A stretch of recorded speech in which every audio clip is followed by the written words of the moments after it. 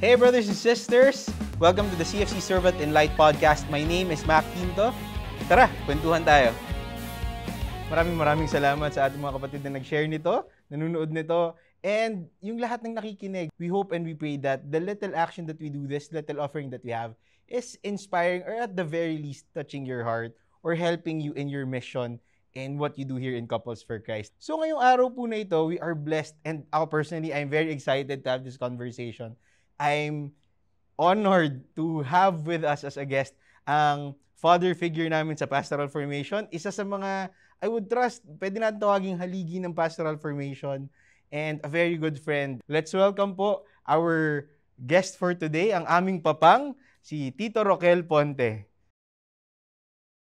Alright. Hello to everyone. Hello po sa inyo, and maraming salamat for joining us.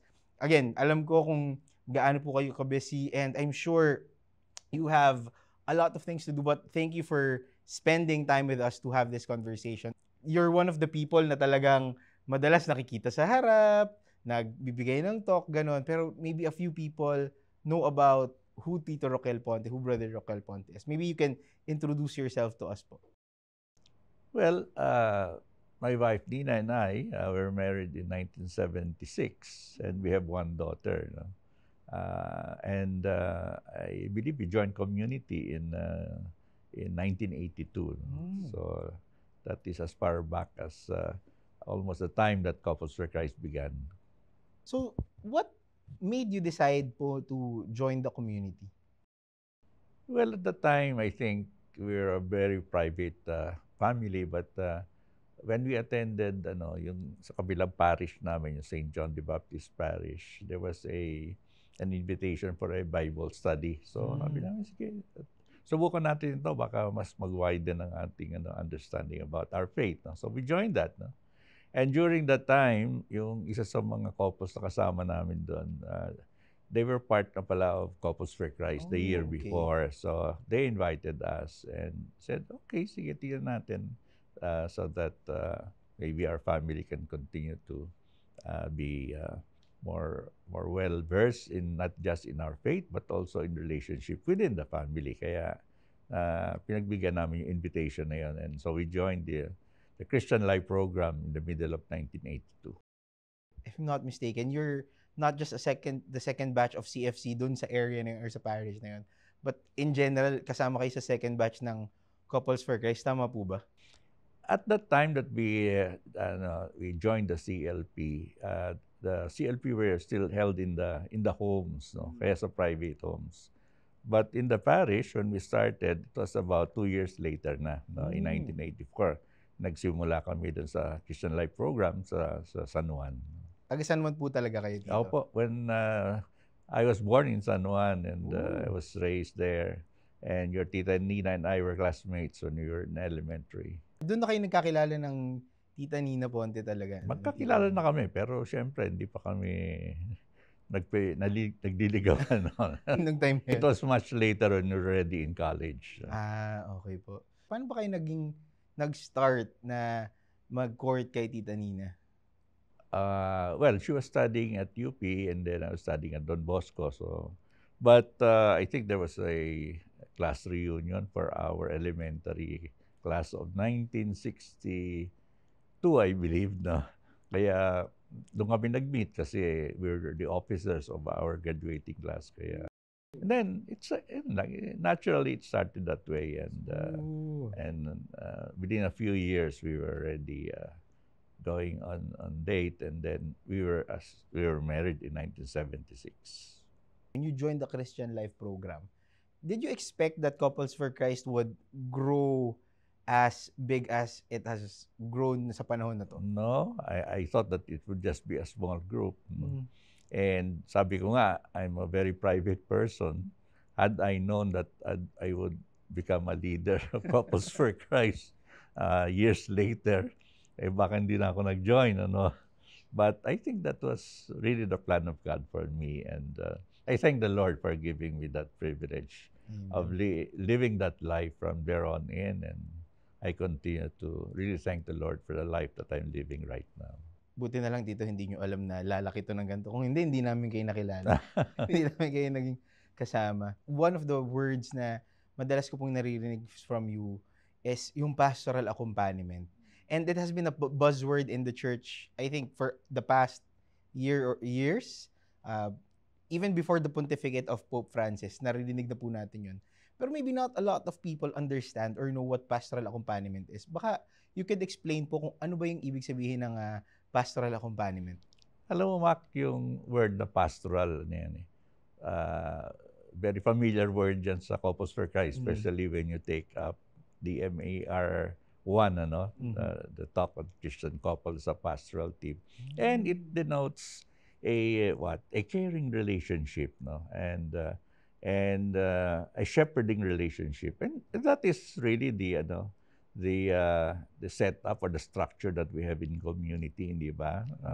We have household leaders, ang tawag nga natin doon sila yung kuya natin, Then we have unit leaders, yun yung mga tatay, nanay natin, And then of course the chapter head din, sabi namin patriarch, pero sila yung lolo at lola ng So yung term na pastoral is quite familiar with us. And so I think that the church uses that because the domestic church is the family, doon nila gusto makita yung caring relationship that happens, especially beginning with the caring of the parents, But of course, when you dagdag mo pa yung word accompaniment, parang continuing to walk together, journeying together. In religious life, Mac, parang a priest or a nun or a seminarian would be requesting for a spiritual director. So ganon. So it's the spiritual director is the one who guides, who gives caring, and I think that is also something that we are beginning to see as very important in our life and mission and community. So what you're saying, Tito, is this is not something na bago.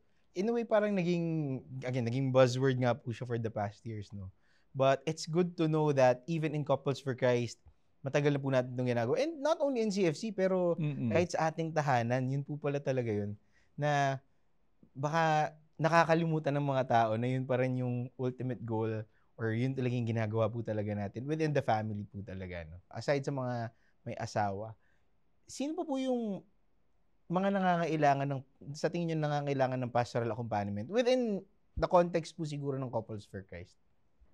Well, the accompaniment that we naturally do in community, yung sa mag-asawa, then kasama rin ng natin, di ba, may family ministries tayo, So the caring for especially the young, the singles, the youth, and the kids, Yun ang mga natin, kinikare natin. And then kasama din doon, ito rin based din naman sa apostolic exhortation ni Pope Francis, yung Amoris Laetitia, the joy of love, And those that we need to care for are not just the couples or the children, but also those preparing for their state of life of getting married, So yung ating pre-K na programs, And hopefully, when we are able to invite them to community, to Couples for Christ, then yun na yung post-K na nila, continuing caring relationship.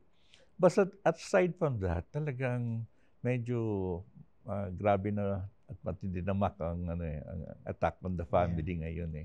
Kaya nga groups of people have emerged lately, siguro not like in the 1980s when we were beginning in Couples for Christ, na kailangan talaga i-care for sila. Yun yung mga not married in church, walang sacramental marriage, yung mga nagli-live-in lamang, without the benefit of even a civil marriage, And then yung mga yung mga divorced, and have already remarried with a new partner, And then again, ngayon talagang isa sa mga challenge natin yung sa same-sex attraction, So caring for them, how to care for them, we want also to include them in our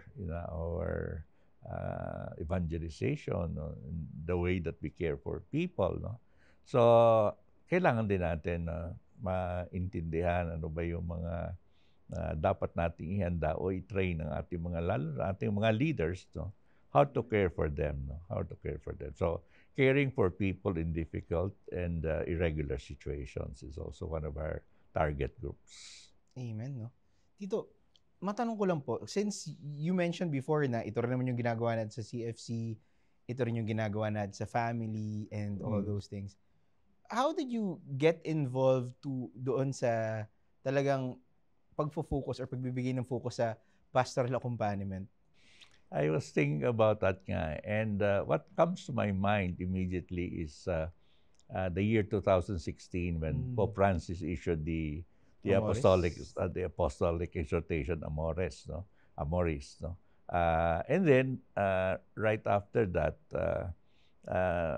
we were kind of parang discerning paano ba natin i-implement to. And we were kind of waiting for our bishops to give us some pastoral guidance on how to do that, no? Not just in the local church, but even in our communities, no? Pero halos wala rin sila masyadong maibigay, except nagbibigay sila ng konting paliwanag, konting teaching. Pero talagang wala yung clear pastoral plan, no?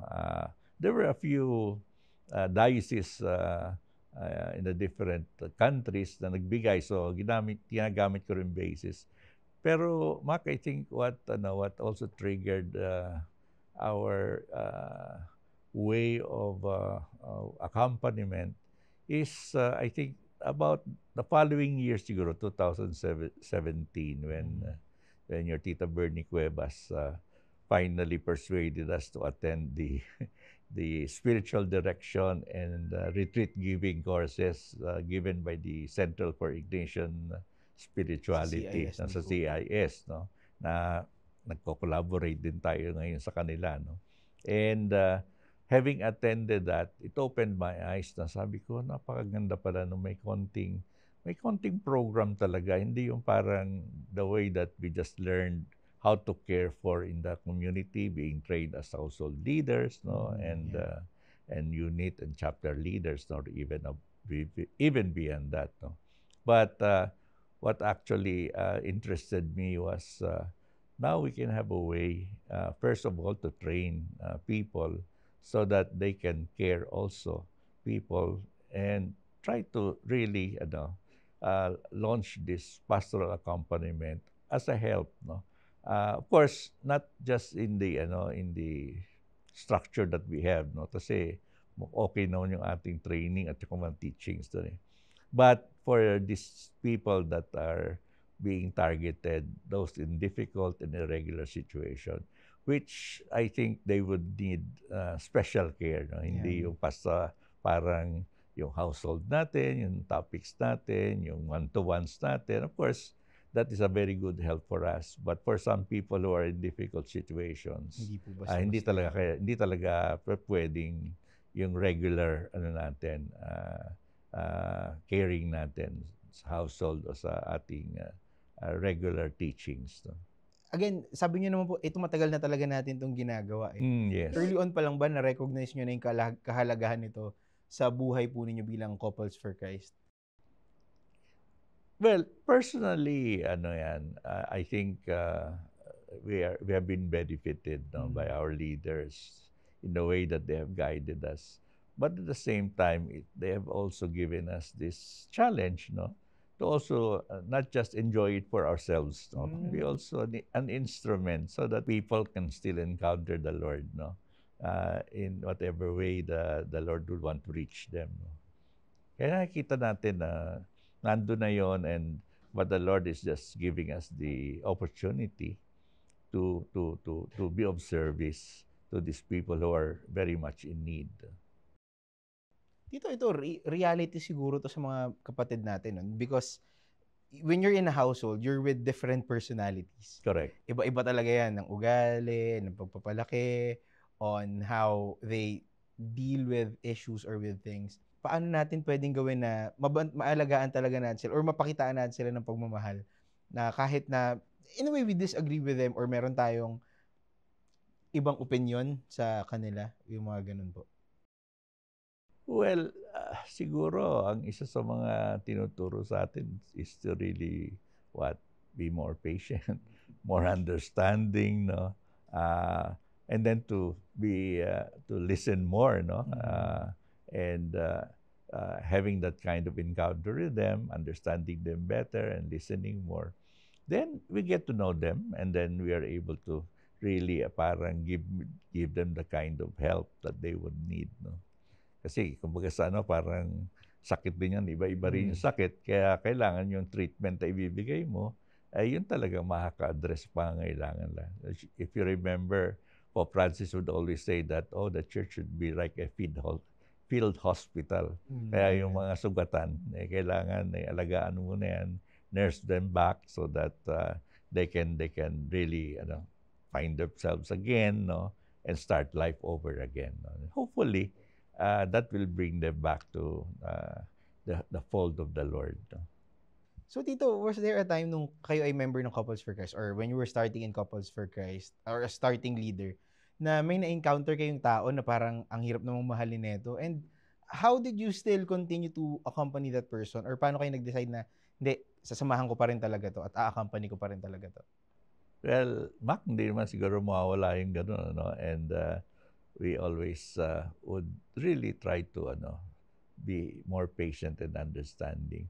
At above that, pagpasa Diyos natin, talagang with prayers and fasting. There was one couple particularly at under our household na ang hirap sila bigyan ng ng direction as far as, let's say, their business is concerned.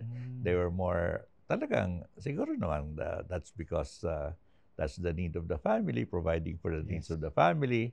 Kaya minsan kahit Sunday nag-operate sila ng kanilang retail store, no? So hopefully we were trying to sana you give really time for your own family and your own spirituality para pag Sunday, talagang you're not doing business or work anymore, no? But devote that time. So tumagal yon, and sabi nga namin ni Nina, bahala na talaga ang Diyos, pero we will just keep on caring for them and nurturing them. And nagbunga din naman yon after I think a year or two, no? They realized that kasi nanghihinayin kami because they had leadership potential.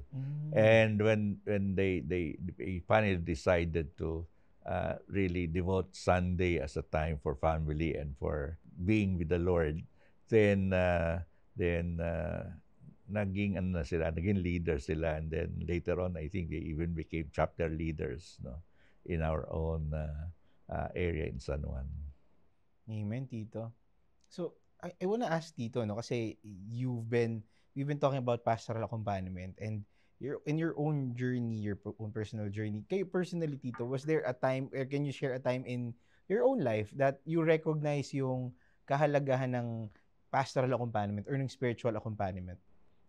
Well, definitely, kasi talagang life is not perfect naman, no? And even when you talk about the family, being a member of Couples for Christ does not necessarily assure you of a perfect family as well, no? Kaya kailangan mo rin na meron nakiki-journey sa iyo, may kasama ka.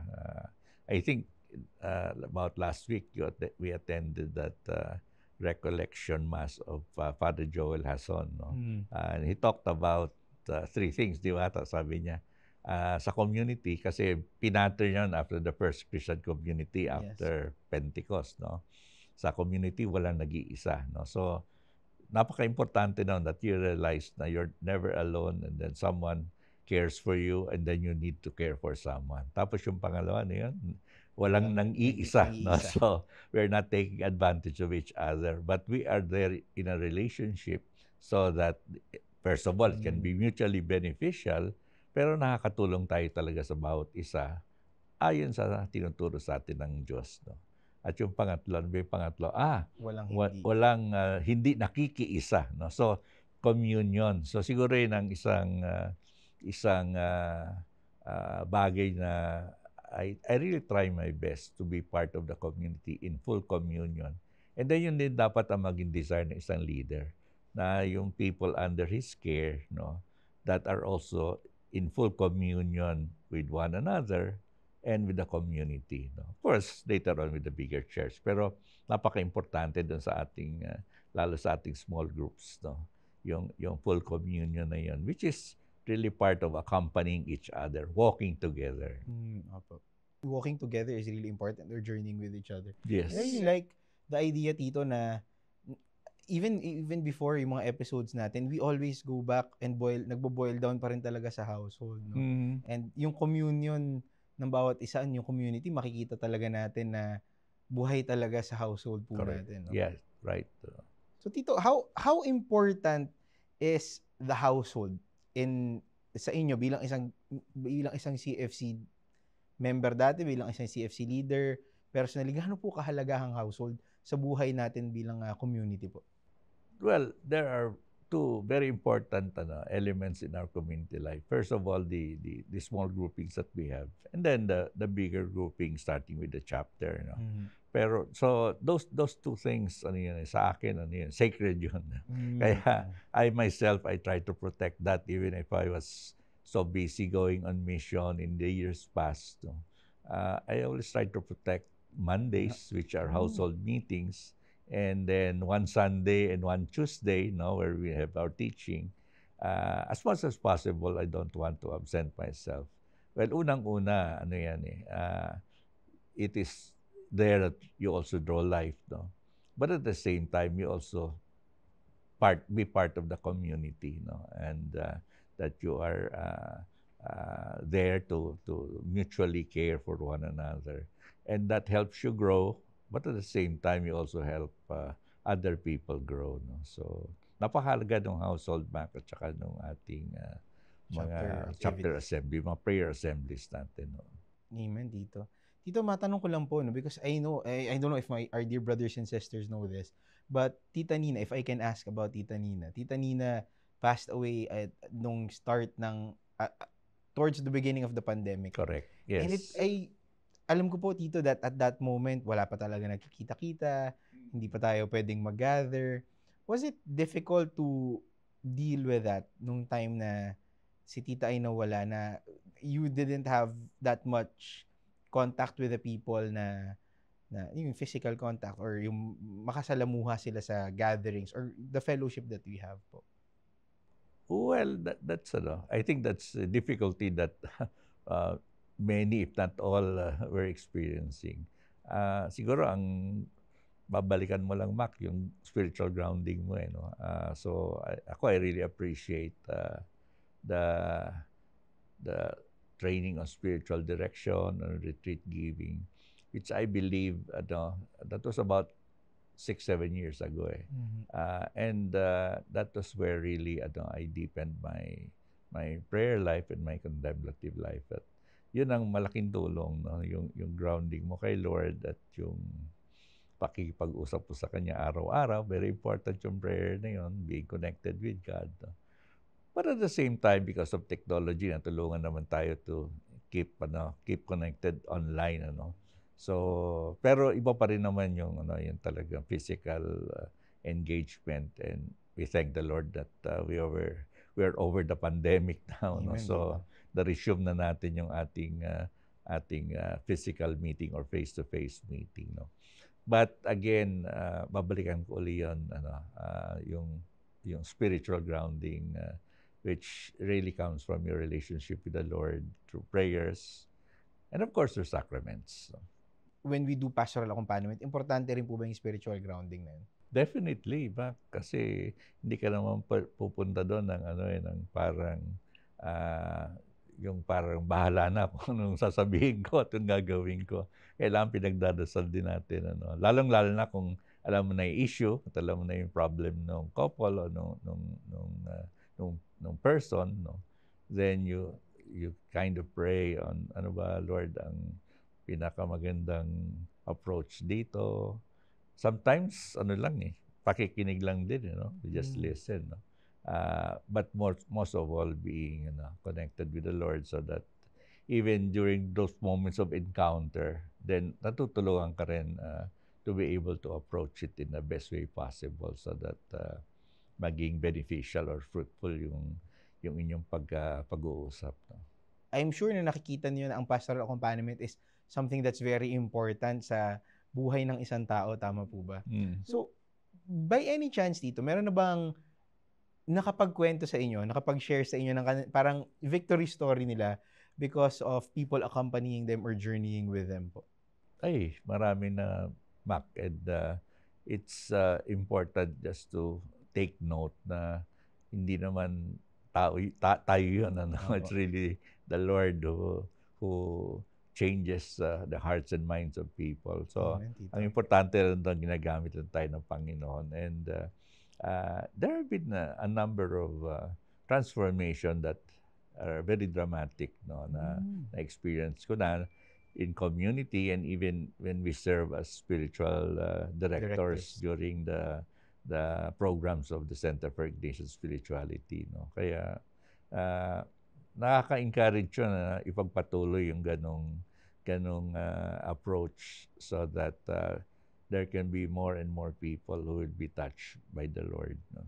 Lalo na yung mga nangangailangan ng kanyang tulong at that particular time.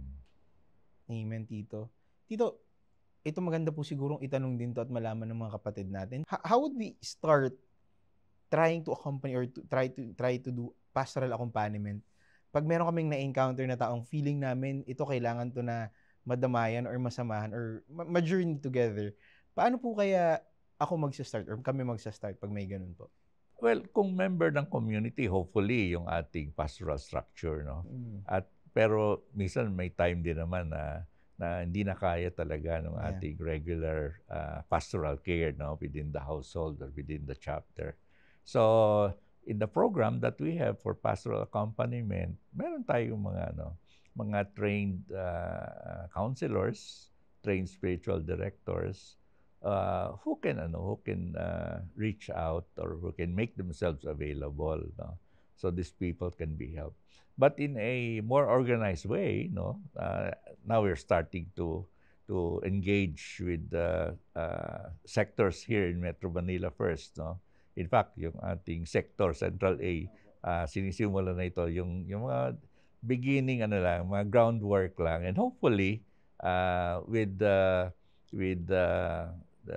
push of the Pastoral Formation Group or the sector head himself, then we can start the program in a particular area, no? Kaya that is where the Pastoral Accompaniment Program core group can help, no?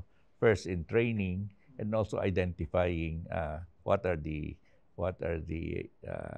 actual things that we need to put together so that the pastoral accompaniment program can be in a wider way wherein we will implement this, no? Hindi lang yung individual but talagang yung parish o yung group work natin. Salamat po, Tito. Do you have any message to our brothers and sisters who are seeking accompaniment or naghahanap ng mag-accompany sa kanila, mag-journey sa kanila, or to those people so that they would be vigilant in accompanying others, doing pastoral accompaniment to other people po? Well, siguro isa rin sa the ways that we can always invite people and assure them that there's hope, no. May pag-asa, no? There's hope. And because of that, there are also people who are ready to help, no, and accompany them in whatever situation that they may find themselves in, no? So sana mapalaganap pa natin yung mensahe na yon sa ating evangelization effort na in whatever state you are, whatever degree of difficulties you are, then God is sending people for you to be able to be accompanied so that they will be able to have that encounter with the Lord, which will help them in their way of life.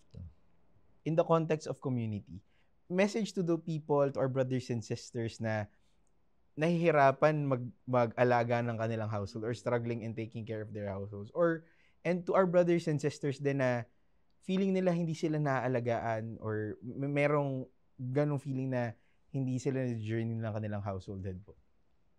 Well, siguro ang masasabi ko lang sa ating mga brothers and sisters that uh, let us be open lang and somehow be more committed, no? And in time, I'm sure the Lord will be there to help us and guide us, no?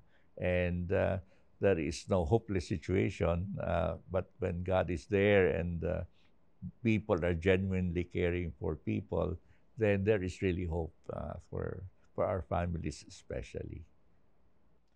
Thank you, Tito. Maraming salamat po sa pagkikwento at sa usapang to. Alam ko, I'm sure a lot of people know you, pero baka ito yung isa sa mga pagkakataong talagang mas nalaman nila or naintindihan nila kung sino ang inyong backstory, yung story niyo ni Tita Nina, and the entire journey that you've had in Couples for Christ. So once again, Tito, maraming salamat po for joining us ngayong araw na to.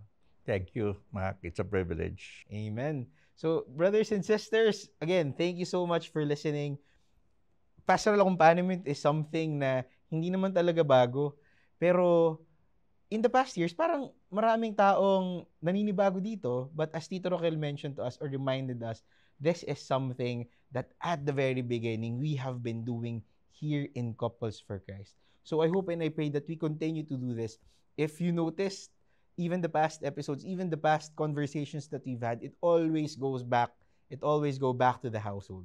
So, ganun po kahalaga ang household. And I do hope and I do pray that we give value to our households. We give value to our regular gathering with our dear brothers and sisters. I do hope and I do pray that in this little way, we were able to touch you, or the Lord was able to touch you through this conversation that we've had.